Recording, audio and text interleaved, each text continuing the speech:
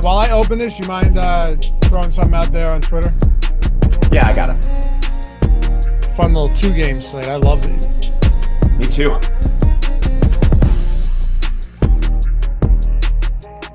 I don't at all. I don't want a 10 o'clock game tonight.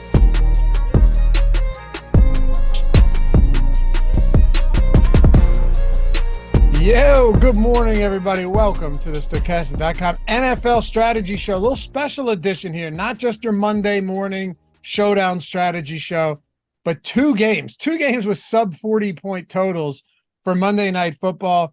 Some injuries to speak of as well. Deontay Johnson not going to play. Amari Cooper looking like he's not going to play either. So that's going to throw a wrench into the works with some of these Saints-Panthers, Browns, Steelers, 7:15, 8:15 Eastern time games. I personally love these 2-game slates. They're some of my favorites, whether you get the Saturday night ones, the rare Monday night one once a year, the elusive Monday night 2-gamer. So we're here to break it all down, and glad you guys can join us. I'm Dave Loughran at Lafayette_D on the X, LOUGHY_D, joined by Matt Gajewski at Matt Gajewski. What's up, brother? Not much, man. Excited for the 2-game slate. As you know, I live by the life philosophy that more football is better. So London games, Thursday night games, when we go to Saturday games in the late season in December, I'm all for putting more football on, more viewing windows. We're going to get like an extra hour or so tonight, so I'm all for it. Excited for the 2-gamer, even with the low totals. You and I talk about this a lot. I prefer those on island slates or short slates, and we have that tonight, so we'll dive into it all. But how are you, man? I'm good. Rough day yesterday. A rough day. You know, had some pieces, just none of the pieces together. But that's okay. Week 1 was fine. Week 2, not so great. But we move on to Monday night. Hey, look, we got a 2-game slate, Matt. Plenty of opportunity to recoup some losses after a tough Sunday. You had a good day, though, a decent enough day. I didn't lose. I went slightly profitable. So I guess in today's GPP climate, that's pretty good. So that's a big win. Yeah, if you can stay afloat. As our friend Gundacker says, he just wants to be like an EKG, you know, hovering along with some dips and ups and downs. But yeah, we're back and we're talking football. These slates are super fun. Even if it's not 2 great games, that doesn't matter much. Plus, there's going to be I think there's going to be a lot of nuance to this slate as well, with Cooper expected to miss and Johnson out, and seeing half of that game last week against the Niners. But at the same time, they ran the ball 83 or 17% of the time, passed it like 83% of the time, playing from a huge deficit early on. Could look a little bit different today. 2-point dogs at home. We'll see. But hey, happy to have you guys with us. If you haven't done so yet, take a single second, atone for your sins on a Monday morning, hit that thumbs up, subscribe to the channel, and leave a comment down below. If you're listening or watching and after the fact, at the very least, we read them all. I try and come in, pop in, and respond to all these comments as well. But yeah, help us get to 100K, 90K first. Steep climb, but I think we'll get. Are we at 90K yet? Did we hit it? Did we hit it? We did hit it. We did hit it. Yes, we did hit it. Okay, cool.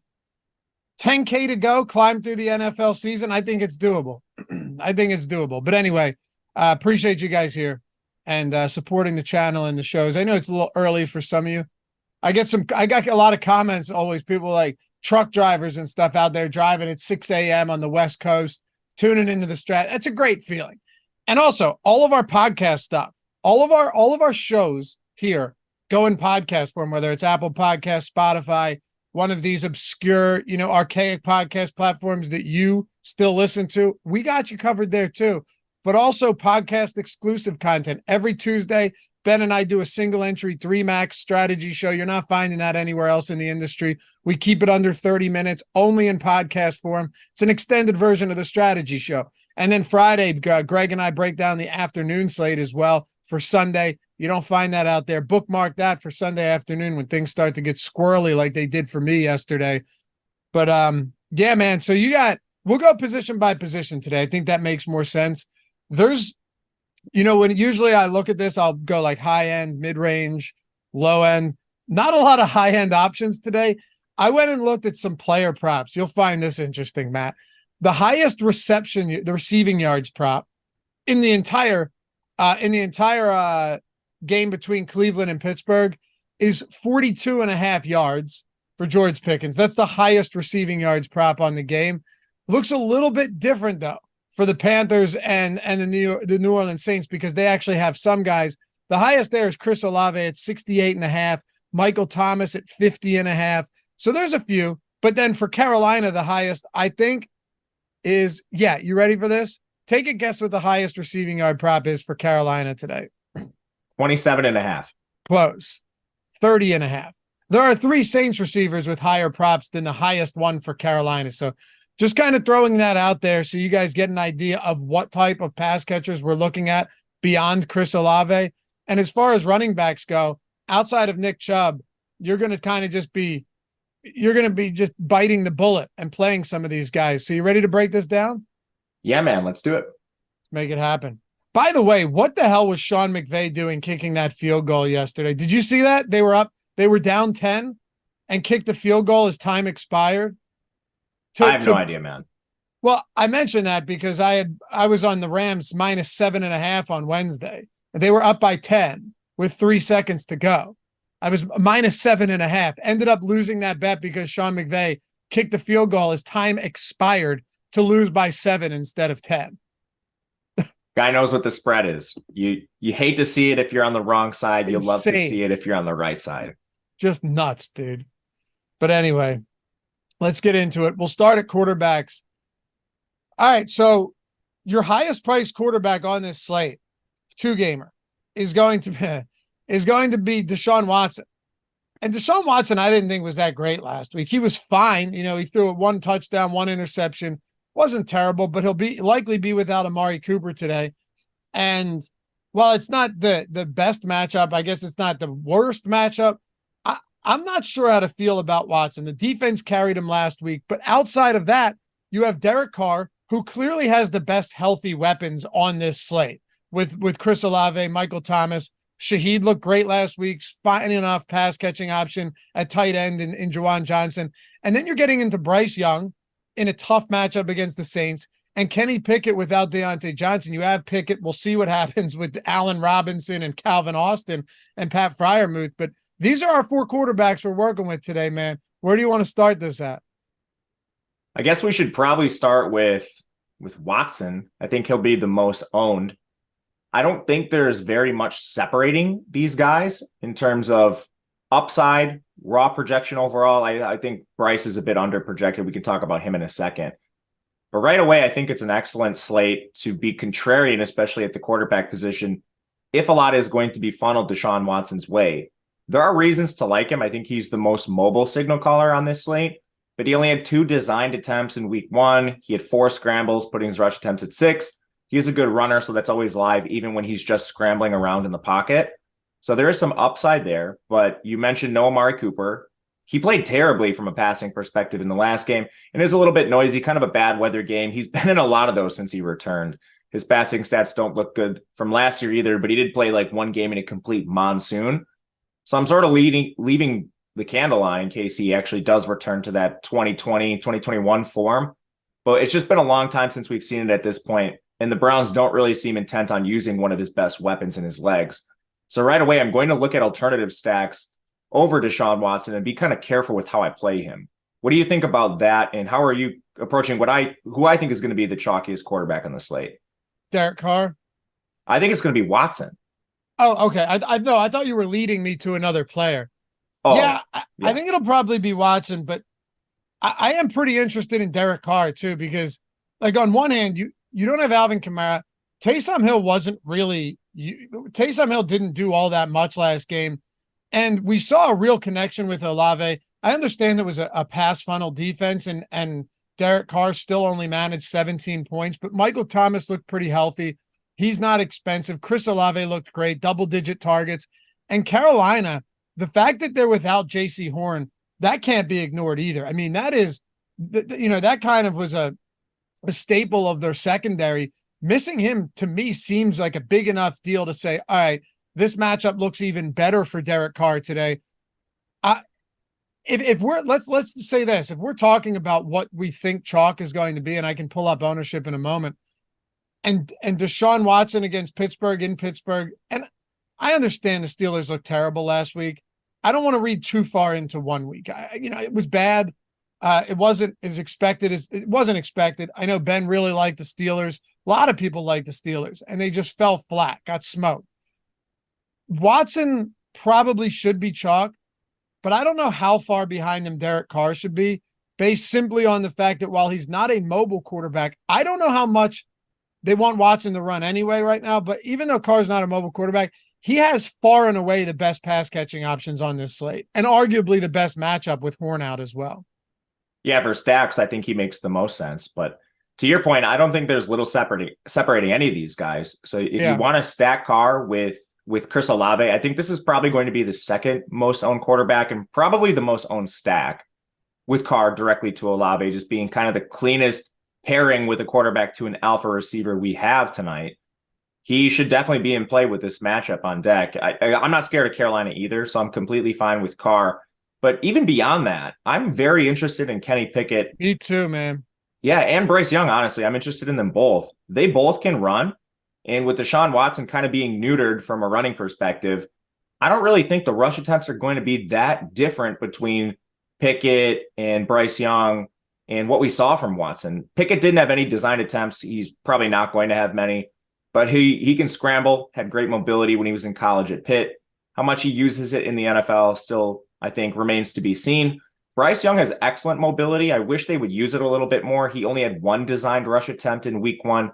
He'll scramble a little bit here, and I think this is just the worst offense overall. But with some of this evening out in the rushing department, I think you can see these guys narrow in terms of what they actually put on the field here. So if Bryce Young and Pickett are both under-owned here, I'm definitely going to be playing these guys and probably playing them all close to even ownership. I wouldn't be that surprised if I end up somewhere like near 25% of all of these guys. I think that's a good call. It's also insanely easy to, if you're trying to single stack or even double stack with Pickett or Bryce Young. Actually, as a matter of fact, I don't think it's going to be, excuse me, I don't think it's going to be particularly hard to stack any of these guys, including Derek Carr. There's just no super expensive options. Even Olave is $7,200, right? Like there's nothing that really stands out as, man, getting to this team is going to be really difficult. Our ownership right now, if you're looking for it, we don't have a tab for this because it's Monday and it happens once a year. So if you go under ownership projections for all slates, it's under Saturday. We do have ownership. I would say, yeah, wow. Okay, so look at this. Deshaun Watson, 39% we have right now. This is on DraftKings. We have Carr at 33, so they're really similar. And then it falls off a cliff. We have Pickett at 19, Bryce Young at 9. If that holds, do you see yourself getting to a lot more Kenny Pickett and Bryce Young? Yeah, I want to be over the field on both of them and under on Watson and Carr. So if this is I didn't know where it was, so thank you for telling me. I just found it on the fly as well. I was looking at prime time, but it's on Saturday. Okay. Anyway, this is kind of exactly what I want if I'm going around 25% of each of these guys. Under on Watson, under on Carr, over on Pickett, over on Young. And the last thing I'll say is great slate to leave salary on the table. Yeah. It's really hard to max out your salary today, and that's probably going to funnel people into the same lineups. Watson with, I don't know, probably Olave is going to be extremely owned today just because why wouldn't you play him? This is for tournaments I'm talking about. Like if you're just hand building a lineup, why wouldn't you play Olave? There's nobody else to spend your money on. So, and Chubb for that matter too. So I think a lot of lineups are going to have either Carr, Watson, Olave, and Chubb in there right away, just because why wouldn't you put them in? So for tournaments, it's interesting leaving salary on the table, in my opinion. No, that's a great call. There's no way that Chubb and Olave are not astronomically owned. And to be fair, looking at this slate, they probably should be. But let's take a look at, just real quickly, what some of these other guys are going to look like. So we have Chubb at 78%. No surprise. I mean, wouldn't even be shocked if he came in higher than that. We have Olave at 64%. Yeah, okay. So hey, Thomas is still at 45. Jamal Williams at 58. Sanders at 42. All of this honestly makes perfect sense to me. When we get to wide receivers, I think that might be a spot to get a little bit weird. We have, DPJs at 30, Allen Robinson at 21%. Some of these other guys that are going to be involved are lesser owned. The Carolina pass catchers are getting virtually no ownership whatsoever. And who knows? maybe they shouldn't be. It's definitely possible against this New Orleans defense that they shouldn't be. But I think we kind of broke that down pretty succinctly. It's Watson, it's Carr, it's Pickett, and there's Bryce Young. But maybe this is the best way to kind of end this one and move on to running backs, Matt. While we would agree that there is a hierarchy of expected production here between, Watson, Carr, and then Pickett and Bryce Young, I don't know on a 2-game slate if those guys are that much better to be that much higher owned when you only have 2 games and you're trying to get different. Yeah, absolutely. I think the gap between them is not very wide, whereas the gap between Nick Chubb to Miles Sanders to Jamal Williams and these other backs is vast. The gap between Chris Olave and some of the other receivers on this slate, I do think is vast. And I believe one of the easiest ways to get contrarian without sacrificing a ton in your lineup is just to play Olave, play Chubb. Then you can use a Bryce Young to Mingo, and you're immediately looking at single-digit ownership for your quarterback and your receiver. Combine them in the stack, it's going to be even lower owned than that. You're probably leaving a little bit of salary on the table, which I think also helps. But I would rather do that than fade Nick Chubb. Like, that seems mind-boggling to me to fade Nick Chubb on this slate. It doesn't make a lot of sense at all. At all. And at 78% owned seems astronomical, but he should probably be like 99. There's no other put it this way, there's no other running back that's even remotely comparable to Nick Chubb on this slate. Not a single one. Agreed. At all. Guys, let's talk running backs. Before we do, though, if you still haven't taken advantage of your free week of NFL Sims Max package, the contest generator, the NFL lineup simulator, ownership projections, player projections, top stacks tool, all of our showdown tools. So yes, doing it today would make a whole lot of sense. I'll tell you why in a second. Full week, entirely free, no strings attached outside of you go and you sign up on Owner's Box, which has super flex contests, which are awesome. You don't have to play a defense. $500 first match deposit bonus. If you have the luxury, make sure to max that out. If not, the minimum deposit to get the free week is only $10 anyway. And we've seen some really big overlay there recently. You know what a lot of these sites do when they're trying to come up? They're going to incentivize with overlay, right? Like they work under the assumption that they will overlay, and they do it anyway because it gets people over there. Big overlay in week 1 and week 2. You have the Sims tool built for Owner's Box as well, not just DraftKings and FanDuel. All of our tools, the ownership, the projections, the top stacks, the boom bust, everything has Owner's Box worked in. But also, obviously, DraftKings and FanDuel, you no longer have to go, hey, I got this package, but now I have to get this and I have to get this in order to make good lineups, in order to really exploit all of these tools. No, everything is in one place. You get everything for NFL entirety of the week just by signing up on Owner's Box. But the cool thing too is that Owner's Box has the bonus. They have the super flex. They have the big overlay right now. So you're killing 2 birds with 1 stone. And the way I see it, Matt, you do it today. There's always, people should be wise with this. If we ever do promos here, or places ever do promos for DFS and stuff, exploit the time windows, exploit the windows when you do it. For example, today, if you were to do it, you're getting every tool for not just this 2-game slate, but you're getting an additional showdown slate today. So you're getting 2 big showdown slates. You're getting Thursday night football. You're also getting Sunday's entire slate.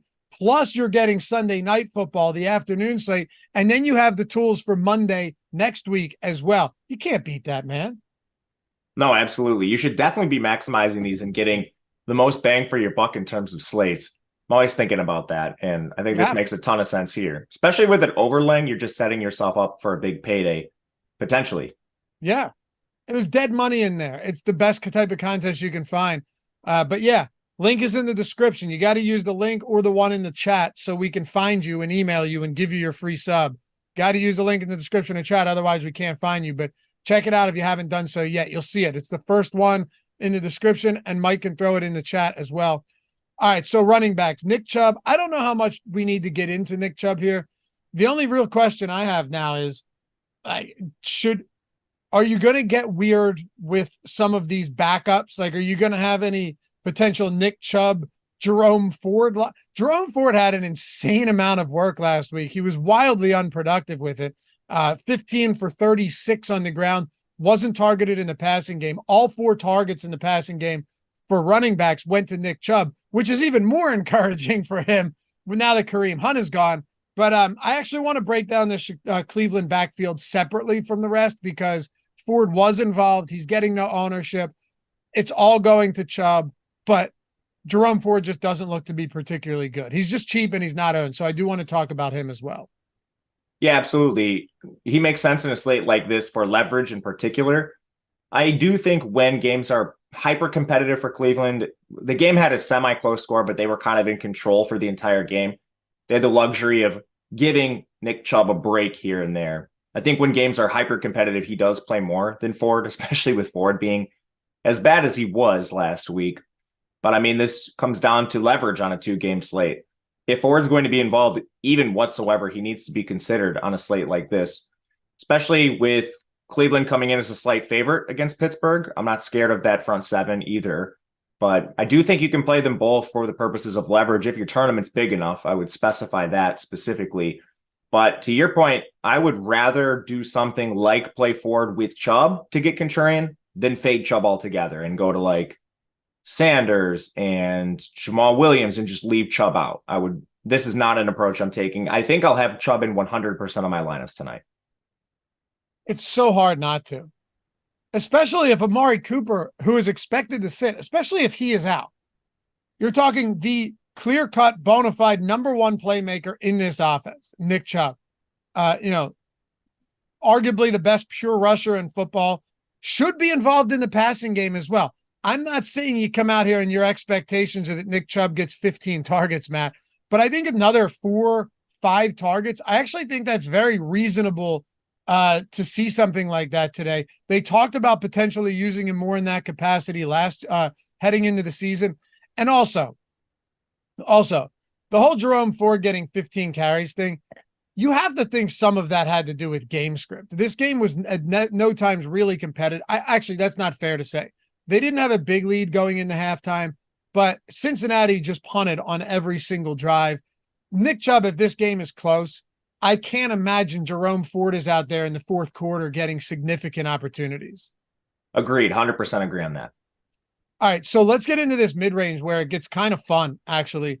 How about we cut? You know what? I'm doing this because there are some weird spots here, and I think you guys will understand this. If you don't, well, sorry. Najee Harris and Jaylen Warren in Pittsburgh. They did not run the football last week. They literally had 17% of their plays were run plays last week. They were out of it from the very beginning. At no time was that game competitive. But Najee Harris, they tried to get him some work early on. Jaylen Warren, though, played 40% of snaps to Harris's 52. Warren was targeted 6 times in the passing game. Najee Harris was targeted 2 times in the passing game. How much of this was they were down and it was like, whatever, there's no way we're coming back from this? I don't know. But how concerned are you with a guy like Najee Harris given Jaylen Warren's week 1 workload? Really concerned. Najee Harris has been horrible as a pro. Yeah, and it wasn't exactly that hard to envision. He's a non-explosive back who got there on volume and played at a good college. Was significantly overdrafted. And it's not like Pittsburgh has a good O-line. They kind of decided to try to fix the running back position before fixing the O-line, thinking Najee would be able to create yards after contact and force missed tackles on his own, which he's not able to do.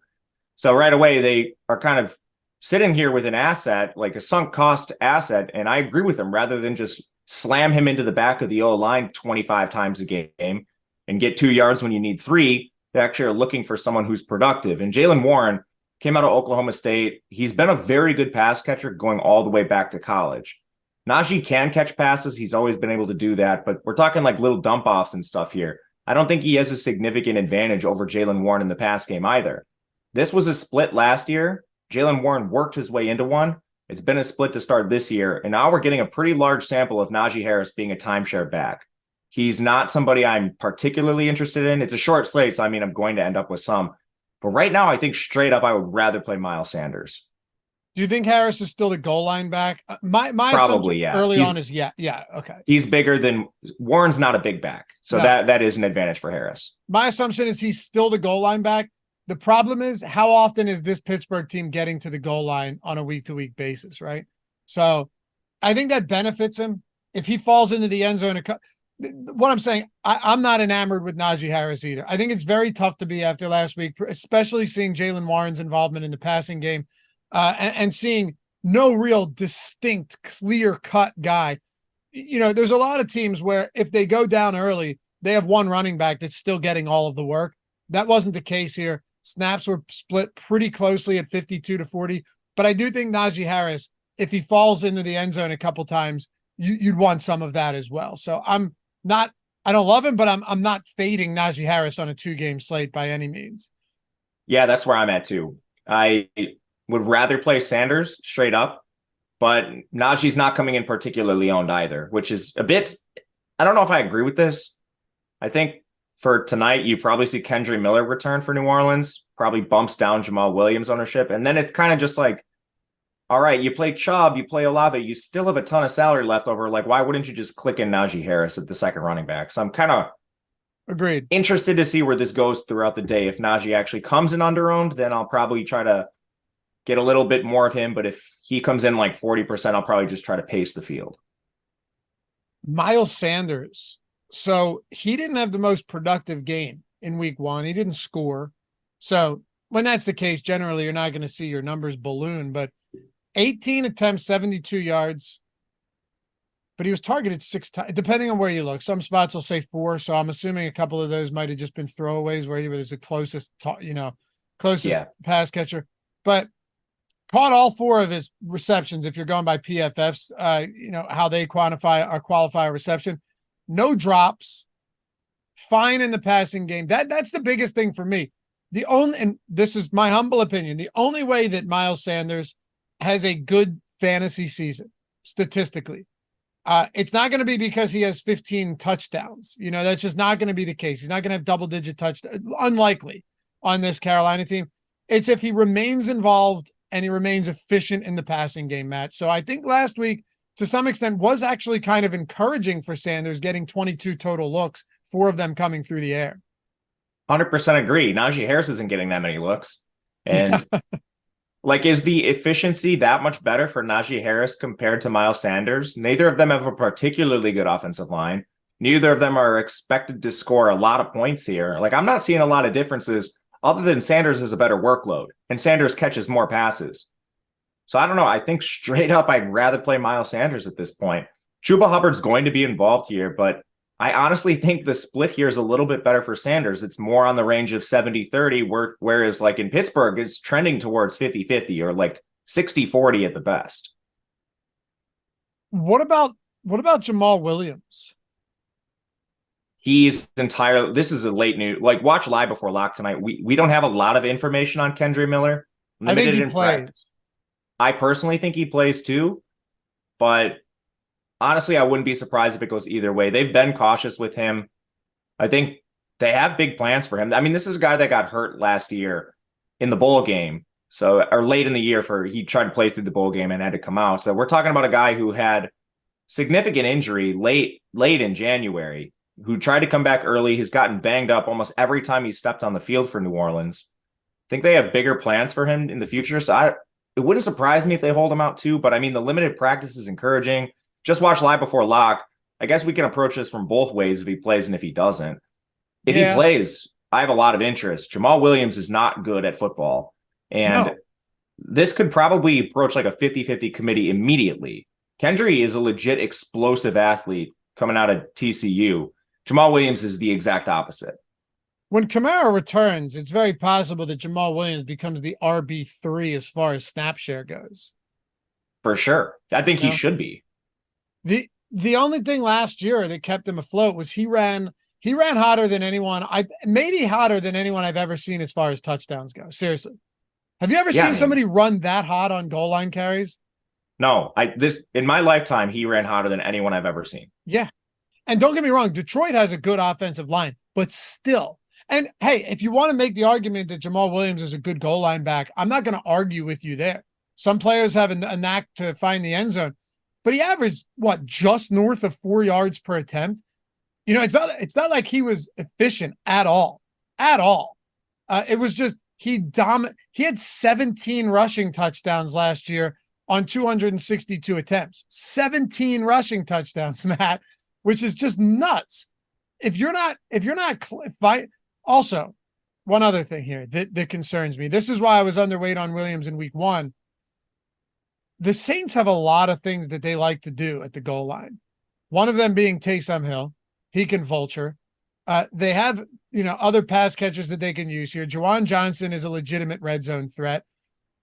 Jamal Williams feels like the type of guy that if you aren't getting him into the end zone, you're going to be wildly disappointed. Do you think I'm wrong about that tonight?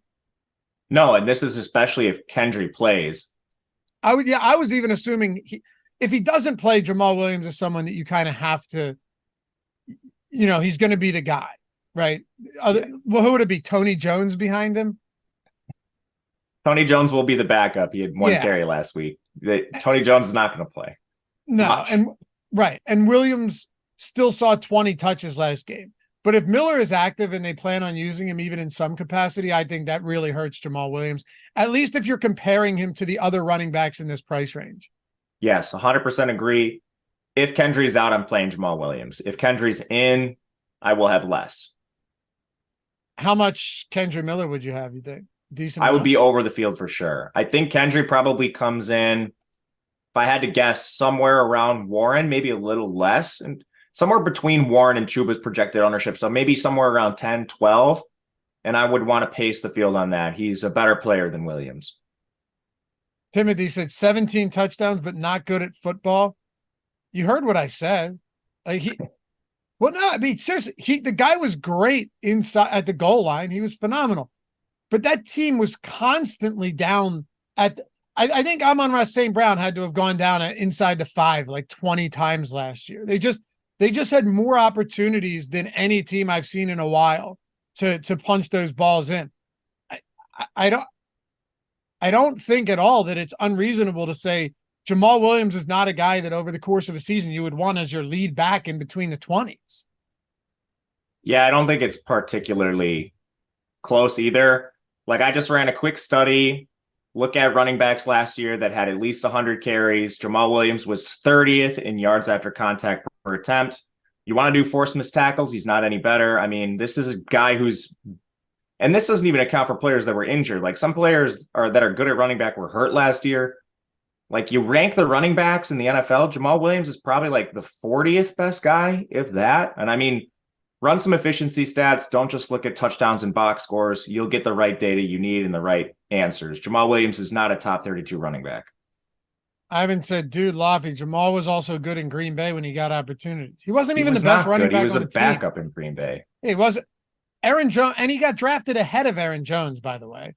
And Aaron Jones is light years better than Jamal Williams. They're not even in the same stratosphere, Matt. I mean, do you think David Montgomery's better than Jamal Williams? Because Detroit just handpicked him over Jamal Williams, and I don't think Montgomery's particularly good either. I don't think Montgomery's great, but I absolutely think he's better than Jamal Williams. Yes. I think he's a better pure runner than Jamal Williams, yeah. And why are you spending third-round picks on Kendry Miller if Jamal Williams is so good? Yeah. Anyway, yeah. Well, and yeah, guys, we're almost at 100 thumbs up. We got almost 500 people. I mean, it's still 6:30 on the East Coast. We got almost 500 people watching with us today. Can't beat that, huh? Cannot beat that. So Chuba Hubbard, we talked about Warren. Tony Jones, I'd have very little interest in. Jerome Ford, we touched on that as well when we opened this segment with Nick Chubb. Are there any discount running backs that are even remotely viable, not named Kendry Miller, assuming he plays? Yeah, I definitely think you can get to some Hubbard. It's like a 70-30 split. He's going to be on the field at times, though. I mean, this guy did carry 9 times. He's not horrible in the pass game, caught both his targets, at least the ones that were catchable. He's not a guy that really like wows you or anything. He's kind of just someone that does everything well enough, not dynamic anywhere, but Miles Sanders isn't the biggest back. He's been getting spelled really everywhere he goes. So Chuba, I think, is in play. If he were to fall in the end zone, you definitely want him. Warren is another guy we already mentioned. You definitely want to be looking at him, but I don't have a ton of interest in Jerome Ford. He'll just be a sprinkling for me. Kendry, if he plays, would be interesting. If Kendry's out, I don't have a lot of interest in Tony Jones. Then I would be more interested in Jamal Williams.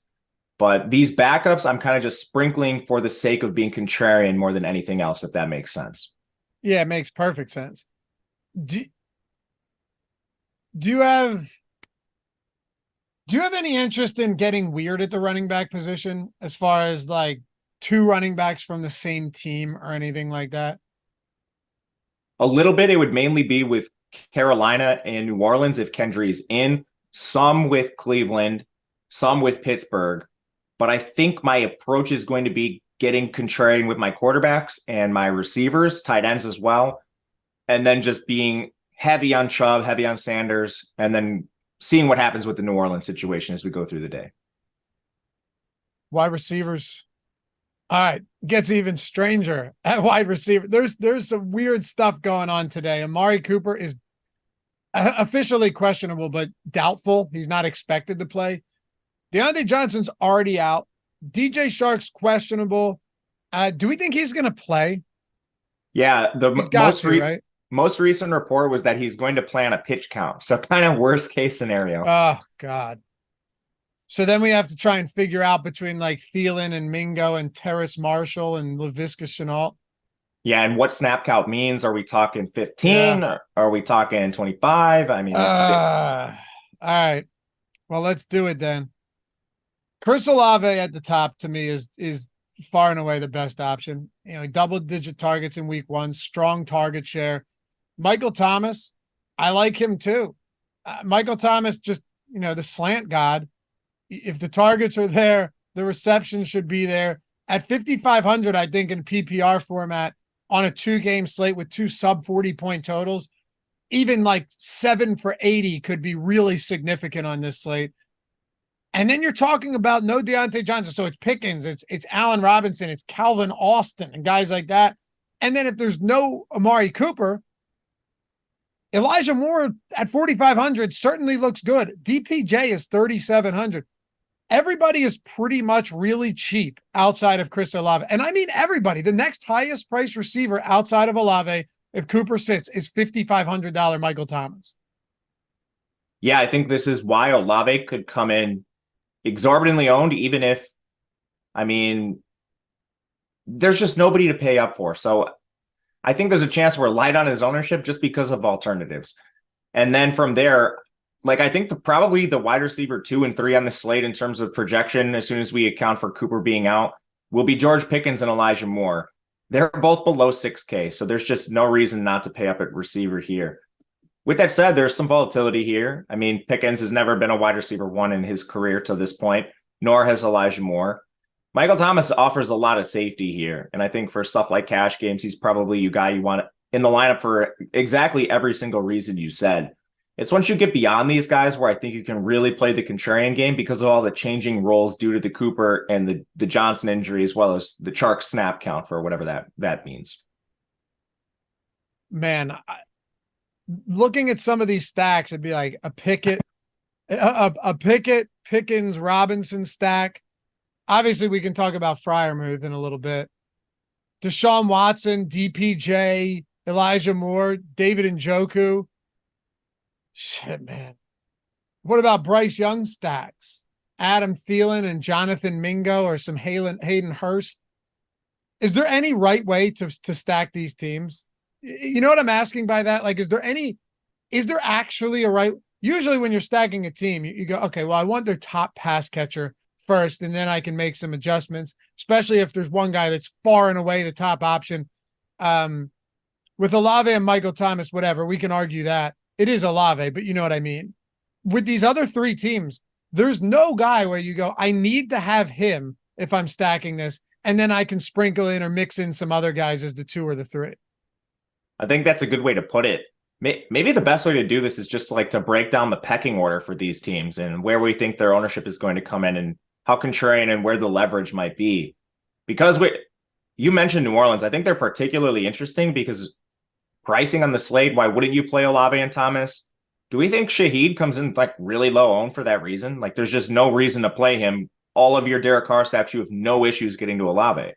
I think it's entirely possible. And, you know, you'd probably agree that over the second half of last season and then to start this year off in week 1, Shaheed is proving, by the way, 25 routes run. Thomas had 35 and Olave had 32. So Shaheed was in the mix for sure. I think you would agree. Shaheed has proven that he is a totally capable wide receiver in the NFL. Like this guy as a wide receiver too. He's not that bad. And he can make big plays as well. We've seen him win showdown slates already. Yeah, I'm impressed with Shaheed. He continues to earn more opportunity as well. The only thing that's weird with New Orleans is when they run too tight or when Taysom Hill comes on the field, he's the guy they bring off. So there's a little bit of risk here, but I think you're getting more than enough leverage with so much coming in on Michael Thomas and Chris Olave that the leverage kind of makes up for that role that's a little shakier than the other two. And you mentioned it, the routes aren't that far off from like Michael Thomas and Olave here. I like Shaheed as a leverage play. Me too. We do have him pretty popular right now, though. We'll see if that comes down. This is such a weird slate, man. Like, make sure you watch Live Before Lock and monitor these tools throughout the day because like so much salary can be left on the table. I think this could change. Yeah. The highest implied total for any team on this slate is 21 for the Saints. This is a fun slate, man. I'm excited for it. Me too. 18 for Carolina, 20 for Cleveland, 18 for the Steelers. Jeez. Wait till at defense, I legitimately think you can just play any defense. That's how I treat every slate. For sure. Yeah. But this one even more so. Like this one more than ever. It's just close your eyes and see who you land on. Spin the wheel. Any other receivers we haven't gotten to yet that you think warrant some conversation, whether it's Carolina's or Pittsburgh's or Cleveland's? I think we've gone through most of New Orleans. That's probably the most clear cut. Yeah, I think it'd be worthwhile to just go kind of team by team. I think your top two for Cleveland are going to be Elijah Moore, DPJ. They had the identical routes. Elijah Moore just didn't play as many snaps. He plays in passing situations. Don't worry about that. I think he's the one over DPJ.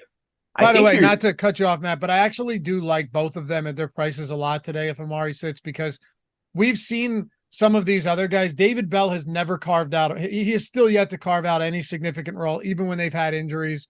And like Tillman and Marcus Goodwin, this does feel a lot more clear cut. Not saying these guys are great, but as far as routes, participation, snap share, and everything else, and targets over a Carolina team or something like that. For sure. And I agree with you. I don't think these two come off the field at all. David Bell plays in the slot. That's where Elijah Moore plays. So when David Bell comes on the field, it's for very specific packages because of his size. He almost operates like a tight end in the slot. He's not affected by the Amari injury. I think the player that sees the biggest uptick in snaps is Cedric Tillman, their rookie out of Tennessee. He's the only guy among the rotational receivers that actually like plays wide receiver. Goodwin's just a field stretching wind sprinter, and David Bell's a big slot, almost like a tight end. So I think Tillman is the most interesting for those of you playing the large field tournaments. I think you could throw darts on him. And I also think they use more 12 personnel. We'll talk about that when we get to tight ends. For Pittsburgh, I think it's actually pretty clear what they'll do. I think you have Allen Robinson and Calvin Austin, almost just your one-for-one replacements for Deontay Johnson. I think you got Calvin Austin probably playing a lot in the slot with Pickens and Robinson as your boundary receivers. And that's kind of what happened when Johnson got hurt. Austin immediately played 35 snaps, 29 routes. Carolina, I think, is the trickiest of all of the teams here, because what do we do with this DJ Chark snap count stuff? You look at routes run, Terrace Marshall ran the most, 44. Thielen was behind him at 41, or Mingo was behind him at 43, and then Thielen at 41. To be honest with you, I don't have a great sense of who comes off the field for Chark. Do you think it's one player over another? All right, so we knew coming into the season that the 1, 2s, and 3s were expected to be Thielen, Chark, and Mingo, right? Like Mingo was operating as the wide receiver 3, second-round rookie. But then, yeah, Terrace Marshall played 90% of snaps in week 1. Terrace Marshall also suffered an injury in the summer too, didn't he? Yeah, it was minor, but he did sit out some of camp. I would. And the other thing is here, they use Laviska on these gadgets. Like Laviska is going to play some. He's not going to be hyper involved, but he's going to play some snaps.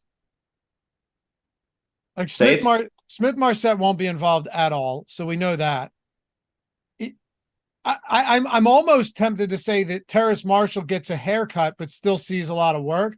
and then you end up seeing 4 receivers that all play like 60% of snaps or something like that.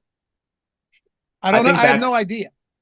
I agree with you. I think that's possible. I think Mingo might be the most affected, honestly. He was just entirely uninvolved in the first game, even though he played a decent amount, but he's a rookie.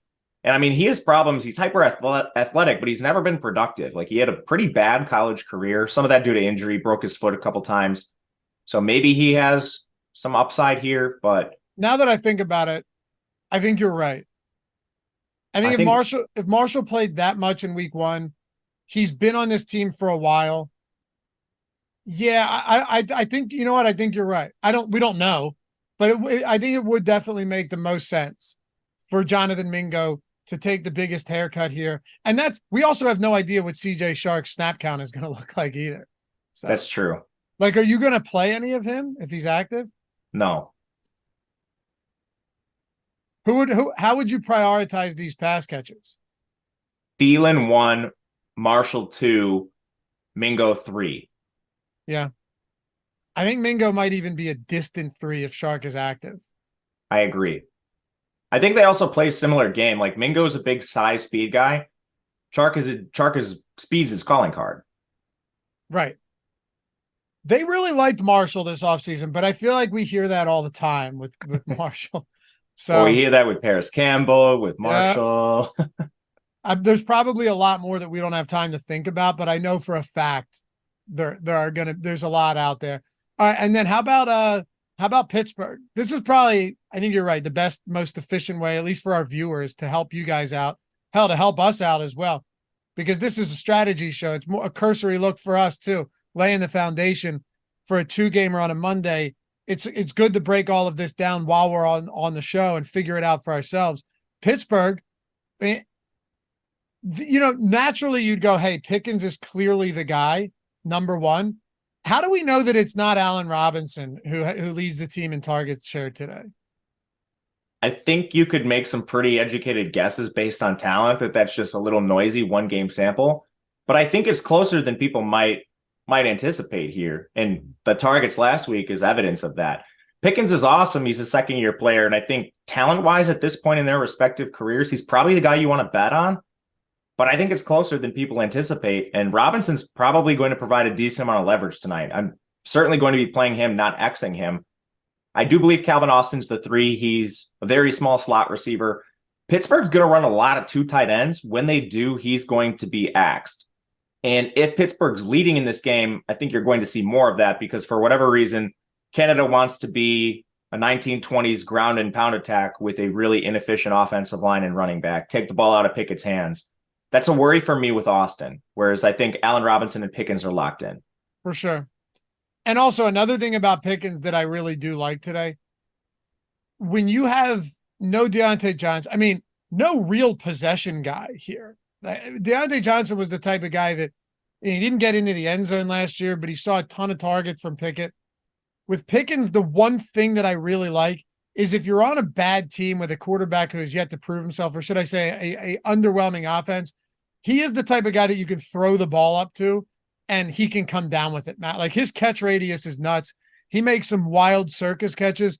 My hope is that this team, I don't know why they kept Matt Canada, but that's a conversation for a different. It doesn't make sense to me, dude. He's done nothing to suggest that he is a good offensive play caller, right? I'm not saying I would do better, but I know the difference between good and bad. If you have George Pickens out there, I know the guy has many flaws. Why wouldn't you just, at least a few times a game, just throw it up to him like Hurts does with A.J. Brown or Devonta Smith? Throw it up to him and let him come down with it. That's where he excels over anything else. Yeah, Matt Canada's just a coward, man. That's all I can say. You're not wrong, though, right? Why else wouldn't you be doing that? Like 50-50 balls. You're right. He has the potential to be an elite receiver in this game. Yeah, but he's not used like it. I like him the most, then Allen Robinson. Would you take Calvin Austin over Allen Robinson if you expect him to kind of be used in a possession type form? No, I think Pittsburgh wants to use tight ends and slam Najee into the back of the O-line as many times as they can. You're probably right. Matt Canada would love like nothing more. Anything else at receiver? I think we covered everything. We hit everybody that's in my player pool. No stone unturned here on the strategy show. That's why you guys come and hang out. And that's why you're going to get us to 150 likes here. We need 22. Matt, if you haven't done so yet, go ahead and tap that thumbs up for me. You too, Mike. Hey, I did. I atoned for my sins immediately this morning. My man. All right, tight ends and defense. Let's talk about this. One last thing before we do, though, guys. We launched the Odd Shopper app, which is awesome. If you're sports bettors out there, or if you're looking to get into it, and all of our NFL picks are free through Tuesday. You go in there, you see the expected value of all of them, how much you can put your bankroll in there, see how much you should bet. We'll give you that on everything, every market, all of the props, game lines, spreads, totals, all of that in there. You can compare them against other books. It's awesome. Download the app, log in, check that out if you haven't. It is really cool. And with us doing this with the Odd Shopper app, we finally got the app. We'd love for you guys to check it out. One way to do that is go in there and get all the picks for tonight, all of the best bets in there, sorted from best to worst, using a very sharp algorithm that is market-based, where it's comparing these to, the best in the market, the source of truth in the market, and finding inefficient lines across all books. That is the way to do it. You get closing line value, you beat the books, and ultimately you win. And by beat the books, I don't mean winning bets. I mean literally beating the closing line, right? That's what you're going for.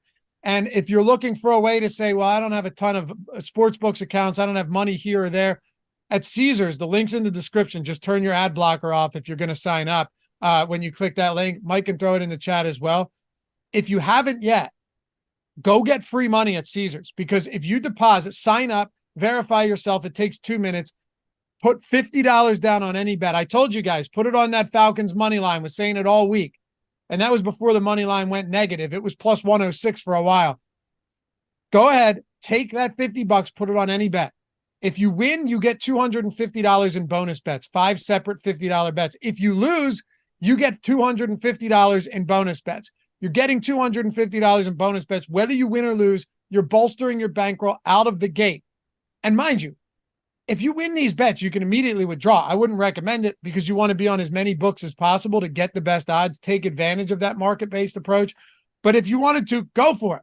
$50 into 250. Anywhere else in the world, someone gives you 250 for 50, just like that, you're going to snap, say, yes, I will make that decision right now. Thank you. And then you'll run away before they can change their minds.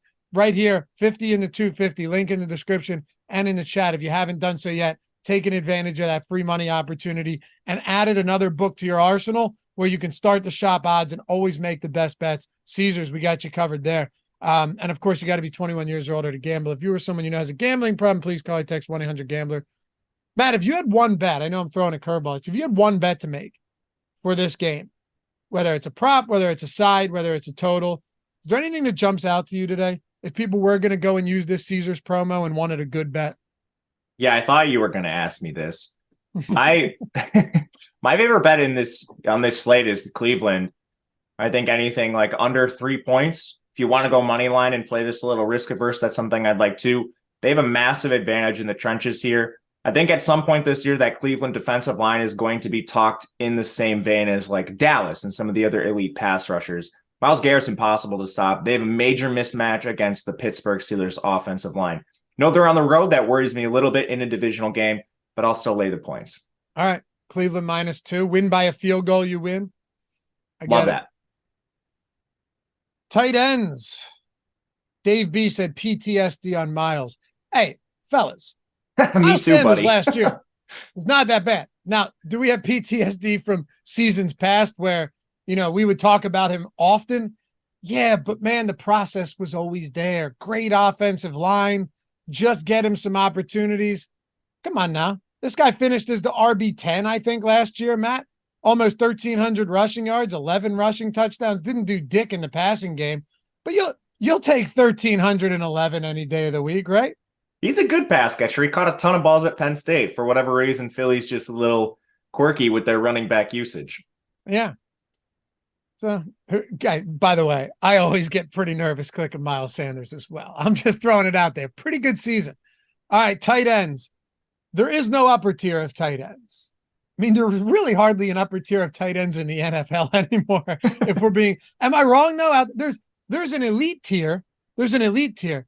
Is there really even an upper tier anymore? Once you get past Kelsey and Andrews, it's kind of just like a mid tier, a sea of mid range players. Yeah, that's why I love when people try to play Tyler Higbee at 4,800 because I'm playing the same guy at 2,900.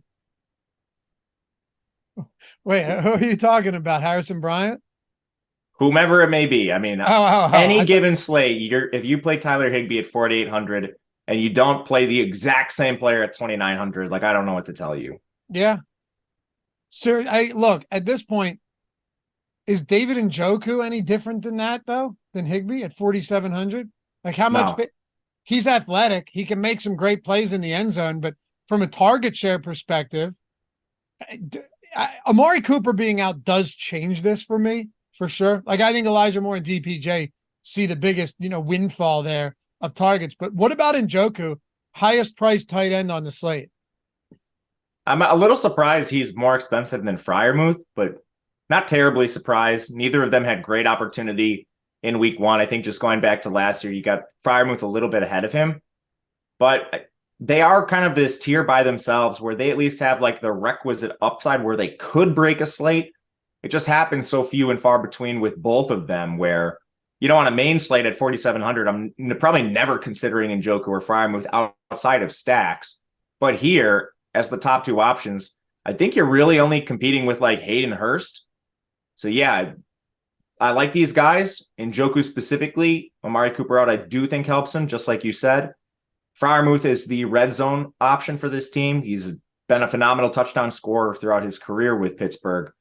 So I'll be primarily trying to stack these guys, but I doubt I'll play any two tight end builds, anything like that. But yeah, I think they're very clearly in a tier by themselves. Two tight end builds on slates like this where you have good teams are sometimes, I think, really, really great leverage spots. But what would be the real purpose of doing? Okay, here's another thing. I would maybe consider it or even entertain the conversation, Matt, if we had Amari Cooper and we had Deontay Johnson, because then there's a few more expensive guys.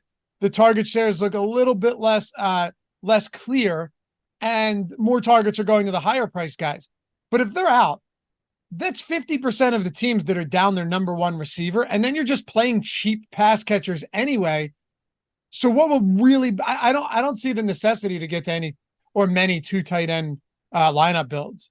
Yeah, I agree with you. I think normally it's a leverage thing on short slates, but I don't believe it will be tonight with all the cheap wide receiver ones and twos that are underpriced. Of the four tight ends that are 4K and up, so between 4,000 and 4,700, Njoku, Freiermuth, Juwan Johnson, and Hayden Hurst. Do you have an order that you would put them in right now as far as your expected exposure or your exposure right now, or just how much you like them? I would put David Njoku 1. It's honestly the order of their pricing. Njoku 1, Freiermuth 2, Johnson 3, tentatively Hurst 4. I don't feel great about the last two. I might end up with more Hurst than Johnson. I think Johnson is the shakiest role of these guys. Now, he did see 5 targets last week, but they have more options. Foster Moreau's a legitimate backup who could siphon off snaps from Johnson. You have Taysom Hill, who comes in and plays weird roles for this team. I think there's more outs to him seeing fewer snaps than Njoku, Freiermuth, and Hurst, to be honest with you. So I'm not certain on the 3 and 4 there, but I do think Njoku, Freiermuth 1, 2. How far down do we want to punt tight end? Hill's 3,900. Who knows? Maybe Taysom Hill, maybe he has himself a game. Is there really any good way to project Taysom Hill outside of, hey, he might have a good game and get in the end zone or break off a big run? I think he's the hardest guy to project in the NFL. I think he is. Every time I talk about him, I feel dumb. I'm like, man, why am I even doing this show if I can't talk about Taysom Hill properly? But I don't know what to say about him. Like, it could be 1 fantasy point or it could be 21 fantasy points on any given week. For sure. He's incredibly difficult to talk about. But honestly, I would rather go down and play some of the other tight end twos. Wasn't a great role for Hill in week 1. And we know this is very volatile. A lot of like game planning goes into this, but 9 snaps, 4 routes. He blocked 5 times. That's pretty bad. It's well behind Foster Moreau, who had 32 snaps, 11 routes. I mean, he's also primarily a blocker, but at least Foster Moreau's out there like a ton more. With Foster, you at least have the option where, they come into it with a run play design, they check into a pass, and like he's there, like maybe he gets a target that way. Hill doesn't even have that. Yeah, I guess not. There's Harrison Bryant at 2,900. Connor Hayward at 2,700. You're all right. Are you all right punting sub 3K on some of these guys? Yes, I'm going to. Because like you're really just betting on the failure of Freiermuth, right? Hurst, and Njoku. And some of these guys play a lot. Like Moreau plays a lot, but you also have on Cleveland, Harrison Bryant and Jordan Akins both played a fair amount. 27 snaps for Bryant, 23 for Akins. I don't love the addition of Akins to this team. Last year, you kind of knew you were getting Harrison Bryant always when they ran 12 personnel. Now they're even splitting that. So that's not quite as intriguing. But for Pittsburgh, you've got Darnell Washington. He had 16 routes, 24 snaps. And this guy's an absolute mismatch freak. Like I so badly wished he got drafted by a different team where he could be the tight end one immediately. But Pittsburgh will use a fair amount of 12 personnel, and I think they will do that when games are, especially in hand, when they're winning, and they can do this and run block their way to more success. So he's a guy I'll mention. I am interested in any of those secondary tight ends for GPPs. Couple super chats from Jorge. CSV wasn't working for DraftKings main slate. On what? Then another one Sunday to Monday, took 27th in afternoon though. Fix please. 3 different super chats. Let me know what another one. Jimmy Graham ? The CSV worked fine for me if you're talking about the Sims tool, but I only played main, afternoon, and showdown. I didn't play any Sunday to Monday. You can let me know which one you don't have to super chat. You can let me know what you're talking about, but I had no issues with any of it. He also said Jimmy Graham ? Matt, Jimmy Graham?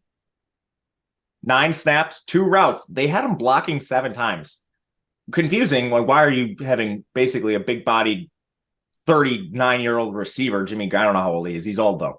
But he's a receiver by trade. Why are you having him block at advanced age? I'm not sure. But he's out there. Like 9 snaps for Jimmy Graham, same as Taysom Hill. Deep tournaments, like big fields, you can play him. Crazy. He's my age. He's old, man. He's old. In football terms, yeah, he's old. He's only 3 years older than Travis Kelce. That's unbelievable. Jimmy Graham had that one or two seasons where you're like, oh my God, this is the best tight end I've ever seen. And then pretty significant. What was that? He had a bad injury, right? Yeah, I don't remember what it was, but he did have a severe injury. I thought so too. Something in his knee, I think. Hey, before we get out of here, you got any final thoughts just on this slate as a whole for 2 games? Maybe people can't watch live before lock. You should, though. The Kendre Miller news is big. Presumably Amari Cooper's out, but everything's big here. There's a lot of big pieces. Any final thoughts on just, I know you also talked about maybe leaving salary on the table, but just from a roster construction, game theory standpoint, anything stand out that we haven't touched on? Yeah, there's 3 things I'd say. You already mentioned 2 of them. Watch the Kendre Miller news. I think that's the biggest late news impact thing on the entire slate. Maybe we get news on Chark too. If Shetty comes out and says like 15 routes, that would change things for me. Second would be don't be afraid to leave salary. It's a very, very loose slate. And third, I would say if you're looking to get contrarian, the way I'm going to approach this is doing so via quarterback and receiver. That'll mainly be stacks, not being afraid to use Bryce Young, to Mingo, whoever it may be, at the expense of Watson and Carr primarily. And that's because I do not want to fade Nick Chubb, and I'm not going to fade Chris Olave either. So it'll be the other receivers around him. But, rather than keep Nick Chubb out of my lineup, I would rather pivot somewhere else. And a guy like Deshaun Watson play like Bryce Young instead. That'll be my personal approach for leverage, but I think it makes some sense. Sure. Jorge, to close us out with a $10 super chat. Thanks, brother. Said, saying thanks to the shaman, Gajewski. Neil's the shaman. Matt's the pioneer. Matt's the preseason pioneer. Last minute call out on Keenan Allen. Saved my butt replacing some of my digs in my lineup, or some digs in my lineup. Thanks, Jorge. And good stuff. Appreciate you guys hanging out as always. Remember, follow Matt at Matt_Gajewski, me at Lafayette_D on the X And Caesars 50 in the 250, link in the description. Turn your ad blocker off. That is a great promo. Odd Shopper app, all the picks are free through tomorrow. So big stuff for tonight. 2 NFL games on a Monday. And Owner's Box. If you want a free week of all of our NFL tools, literally everything. Minimum deposit's $10, but they got a $500 first match deposit bonus, super flex contest, and some significant overlay that we've been seeing there. So great ways to get some money, some free tools. Come hang out with us tonight on Live Before Lock. Neil Orfield and I will run this back, hopefully with a little more information. We'll see you back here for the next one. Peace.